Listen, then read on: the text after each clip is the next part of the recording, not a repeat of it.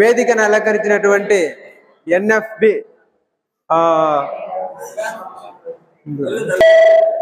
శుభోదయం.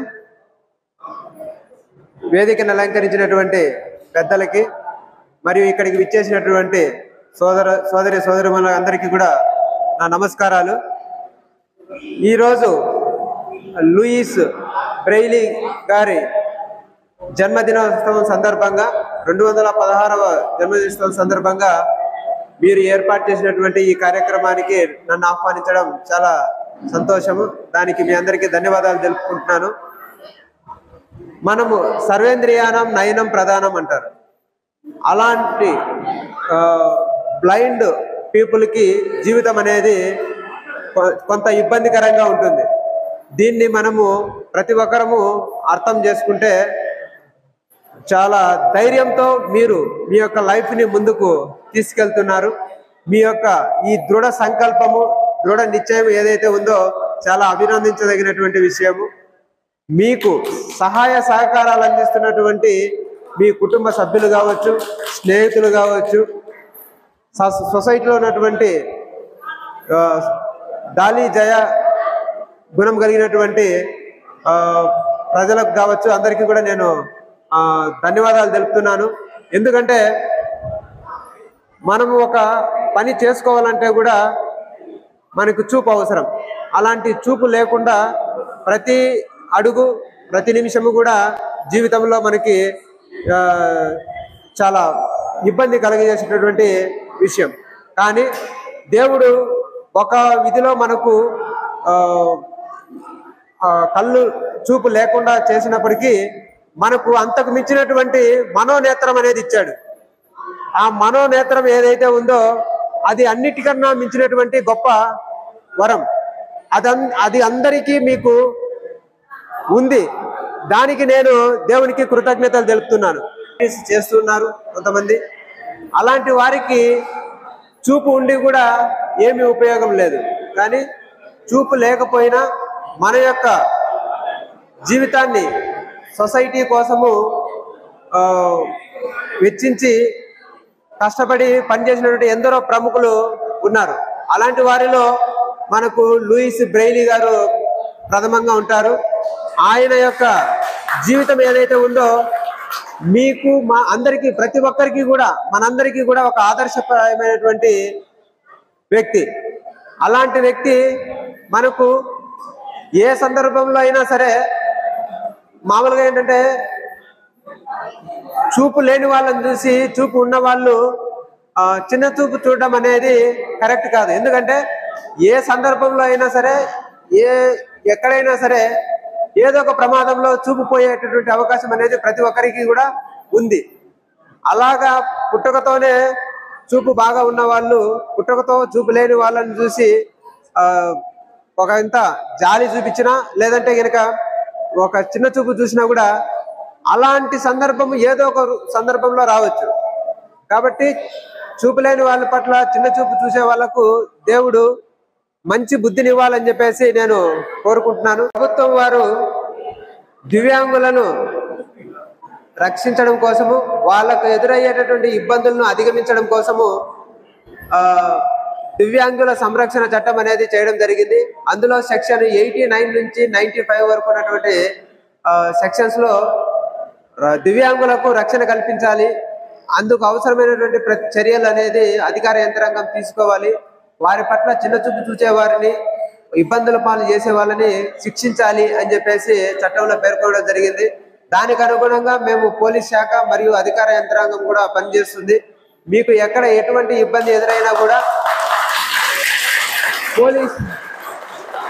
పోలీసు వారికి మీరు ఫిర్యాదు చేసినట్లయితే మా పరిధిలో ఉన్నంత మేరకు మీకు ఖచ్చితంగా రక్షణ కల్పిస్తాము. మీకు ఎదురయ్యేటటువంటి ఇబ్బందుల్ని పరిష్కరిస్తాము.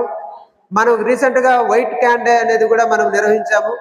మీరు రోడ్డు దాటుతున్నప్పుడు ఇలాంటప్పుడు ఆ వైట్ క్యాన్ అనేది చూసి ప్రతి ఒక్కరు కూడా అవగాహన పెంచుకొని వీరు దివ్యాంగులు, వీరికి మనము తోడ్పాటును అందించాలి అనేటటువంటి సందేశాన్ని ఇవ్వడం జరిగింది. సార్ అందరికీ శుభోదయం. ఈరోజు జనవరి 4వ తేదీ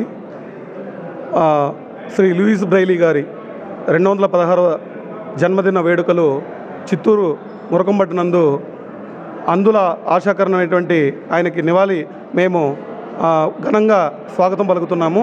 నేను చిత్తూరు ఎన్ఎఫ్బి శాఖ ప్రెసిడెంట్ మాట్లాడుతున్నాను.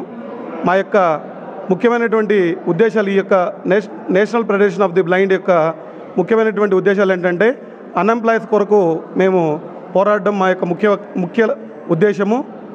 అలాగే మన మహాత్ములైనటువంటి లూయిస్ బ్రైలీ గారి యొక్క జన్మదినాన్ని జరుపుకోవడానికి ముఖ్య కారణం ఏంటంటే ఈరోజు ఆయన అక్షరదానం చేశారు. అందువలన అందులు సమాజంలో అందరికీ ఏమాత్రం తీసిపోకుండా ఐఏఎస్లు గాను, బ్యాంకుల్లో మేనేజర్లు గాను, టీచర్స్ గాను, అలాగే ఆఫీసర్ స్థాయిలో కూడా ఉండడానికి ప్రధాన కారణం ఏంటంటే మన లూయిస్ బ్రైలీ గారు సార్. ఆయన 3 సంవత్సరాల వయసు ఉన్నప్పుడు ఆయన మామూలుగా కళ్ళు ఉండేది. వాళ్ళ నాన్నకు సహాయపడుతూ తన మొదటి కన్నుని పోగొట్టుకోవడం జరిగింది సార్. అది తర్వాత వాళ్ళు చాలా పేదరికం అయినందువలన ఆయన ఆ యొక్క 2వ కన్ను కూడా పోవడం జరిగింది. అప్పుడు వాళ్ళ నాన్నగారు బాగా అతనికి సపోర్ట్ చేసి ఇతన్ని ఎలాగైనా చదవాలి అనేటువంటి ప్రేరణ వాళ్ళ నాన్న సపోర్ట్ చేయడం ద్వారా ఆయన నార్మల్ స్కూల్కి వెళ్ళి టైప్ లైన్ అనేటువంటి ఒక పద్ధతి ద్వారా నేర్చుకుంటూ ఉన్నారు సార్. కొంతకాలం తర్వాత ఇది కరెక్ట్గా లేదని చెప్పి వాళ్ళ నాన్నగారు మేకులపై అక్షరాలను బిగించేవారు సార్ చీలలతో. అలా బిగించి చదివించినప్పుడు ఉపాధ్యాయులందరూ కూడా ఆయనకి ఎంతో సహకారం అందించి ఆయన్ని ఒక ప్యారిస్లో ఉన్నటువంటి ఒక అందుల పాఠశాలలో ఆయన్ని చేర్పించడం జరిగింది. అక్కడ టైప్ లైన్ పద్ధతి ఉండేది. అది అందులకి చాలా కష్టంగా ఉండేదన్నమాట. అందువల్ల ఆయన ఇది చాలా కష్టంగా ఉంది, దీన్ని మనం సులభతరంగా ఎలా చేయాలి అనే ఆలోచనతో పొద్దున ఆయన డ్యూటీ 17 సంవత్సరాలకే ఆయన ప్రొఫెసర్ అయ్యారు సార్ అందుల పాఠశాలలో. ఈ 18 చుక్కలలో ఉండేటువంటి ఈ లిపిని 6 చుక్కల్లో ప్రపంచంలో ఏ భాషను రాయొచ్చు సార్. ఆ యొక్క భాషని కనుక్కోవడానికి నైట్ అంతా కూడా కష్టపడి ఆయన ఎంతో శ్రమించి 6 చుక్కల్లో ప్రపంచంలో ఉన్నటువంటి ఏ సంకేతమైనా కూడా రాసే విధంగా, ఏ భాషను రాసే విధంగా ఆయన కృషి నిరంతరం చేశారు సార్. నిత్య కృషివలుడు ఆయన. తర్వాత అలా ఉన్న తర్వాత ఆ బ్రైలీ ఆయన అతి చిన్న 43 సంవత్సరాల వయసులోనే చనిపోవడం జరిగింది క్షయవాదితో. పొద్దున ప్రొఫెసర్గా పనిచేస్తూ రాత్రిపూట పరిశోధన చేసేవారు సార్ ఆయన. ఈ రకంగా 1852లో మొట్టమొదటిగా ఈ యొక్క బ్రైలీ అనేది బయటికి రావడం జరిగింది సార్. బ్రైలీ లిపి అనేది బయటికి రావడం జరిగింది. అప్పుడు కొన్ని విమర్శలు సార్. నా పేరు ఎం మణిగండన్. నేను national federation of the blind అధ్యక్షులు. నేను ఈరోజు ఇక్కడ 216వ లూయి బ్రైల్ జన్మదినం జరుపుకుంటున్నాము. ఈ జిల్లాలో ఉన్నటువంటి అంధ సోదరులందరూ కూడా ఇక్కడికి దాదాపుగా 150 మంది పైగా ఇక్కడ విచ్చేయబోతున్నారు. ఇక్కడ కలెక్టర్ గారిని, ఎమ్మెల్యే గారిని, తర్వాత జాయింట్ కలెక్టర్ గారిని, తర్వాత ఏడీ గారిని, డిఓ గారిని, వీళ్ళందరినీ కూడా ఆహ్వానించాం సార్. మేము ఎస్పీ సార్ని కూడా ఆహ్వానించున్నాం సార్. మేము జాతీయ అందుల సమైక్య చిత్తూరు శాఖ కోఆర్డినేటరు నాగార్జున మాట్లాడుతున్నాను. ఇవాళ ఇక్కడ సమావేశమైన సందర్భం ఏమనగా లూయి బ్రైల్ అందుల ఆశాకిరణము లిపి బ్రహ్మ లూయి బ్రైల్ అనేవారు మా అందులకు లిపిని కనిపెట్టారు. వారి జన్మదినం సందర్భంగా జయంతి వేడుకలు జరుపుకుంటున్నాము. ఈ సందర్భాన్ని పురస్కరించుకొని పుర ప్రముఖులను ఆహ్వానించాము. మరియు మా అంధ సభ్యులు, చిత్తూరు పుర ప్రజలు, వారి చిత్తూరు పరిసర గ్రామాలలో ఉన్న అందులు అందరినీ మా సంఘంలో సభ్యత్వం చేయించుకొని అందరినీ ఒక చోట సమావేశపరిచి పుర ప్రముఖులకు